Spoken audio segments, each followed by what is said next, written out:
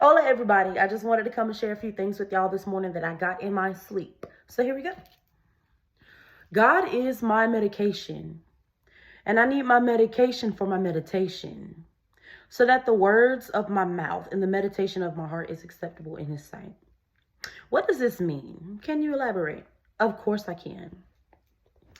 So I have to take my daily bread in order to remain in the will of God. My spirit craves a divine connection, right? So if God's my medication, that means I need Him every day. And I need my medication in order to sit down long enough to listen to the word, to really take it in, to pay attention, to be sensitive to the Holy Spirit, right? Take direction. Because what you take in, it ends up becoming, it comes back out of you. So whatever you take in, you break it down, you spit it back out, you give it back out. So the things that you say, the things that come out of your heart, how you feel, your thoughts, things like that, it's very important to make sure that you keep an eye on those things. So I'm just acknowledging that I have to have it. It's non-negotiable. Because of my flesh, I needed a mediator, but because of the blood, I am mediated. Don't let that go over your head. Okay? Because we're a flesh, God saw that we needed an extra help, gave it to us. We have the Holy Spirit. Jesus came. Everything's amazing. Bells and whistles. But we definitely we're saved by that. And we need to tap in this season. We really need to tap more into that. So yeah. So this is definitely the season to be careful with what we consume.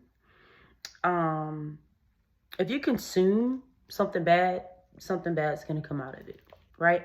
In other words, if you are eating negativity, right?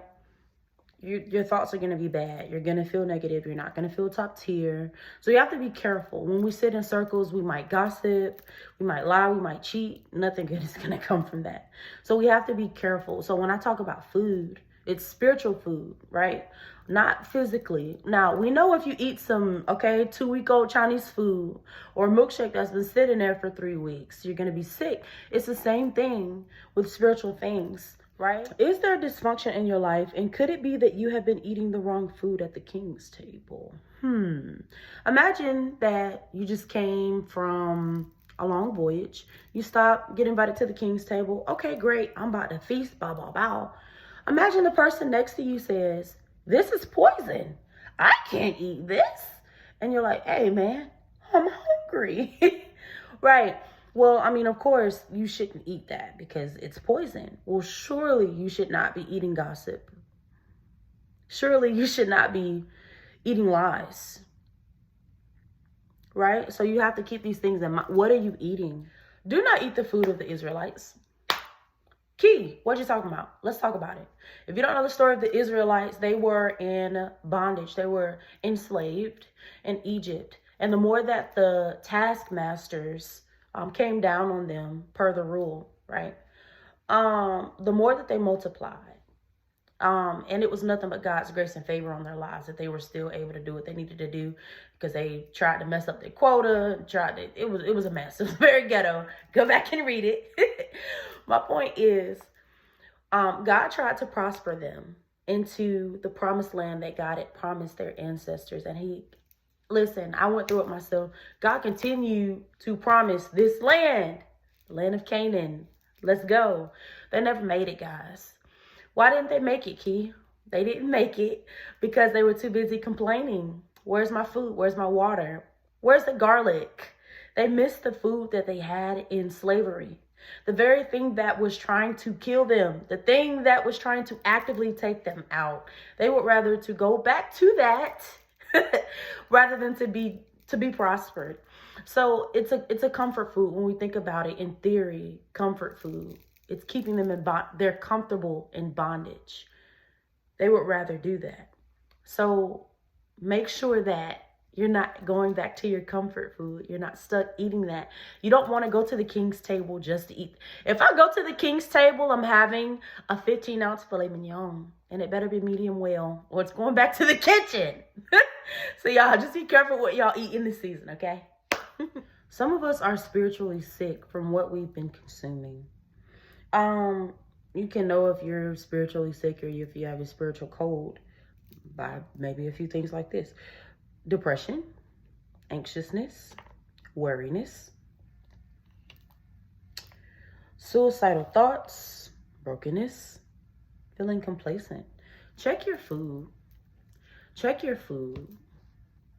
Check your food. There's some people that may be in our circles in this season that are negative Nancy's, and you got to stop eating from them. There's some people that every time you talk to them, they're always saying that they're broke. You got to get away from that. You can't, if you're broke, or if there's brokenness, how can fruit be produced? If there's no fruit, how can you eat? What is there to eat?